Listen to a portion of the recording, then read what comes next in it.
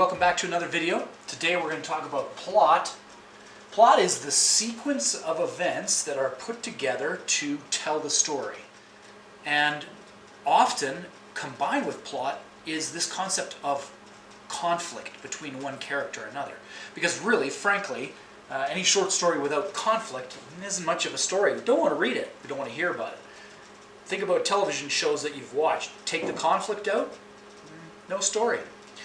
This will be true for short stories, it will be true for novels, it will be true for television programs, it will be true for films. This plot structure has been developed over time and rings true for many, many different genres of story.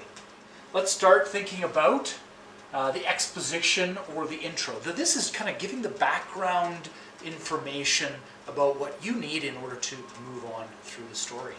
So characters might be talked about a little bit. There might be, it'll give you some time and place. There may be a mood that's begun. Some setting information will be given you. And then we have something called an initial incident, and it sets the plot in motion, and usually it's the first big thing that happens. And in that big thing, there usually is a conflict that's set up. Over time, that conflict builds up to a climax through what we call the rising action. And the conflicts are developed. We're beginning to understand each of those conflicts.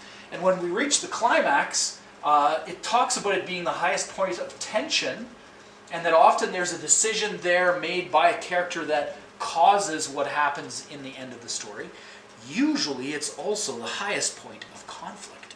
After the climax, the conflict reduces in some way, coming to a resolution through what we call the falling action. Things resolve themselves over time, or the conflict in fact resolves itself over time. That ends up with a final incident and a conclusion, sometimes called a denouement. And in that conclusion, all the loose ends are tied up and things are good. Now, you can see in this diagram that the rising action is considerably longer than the falling action, etc.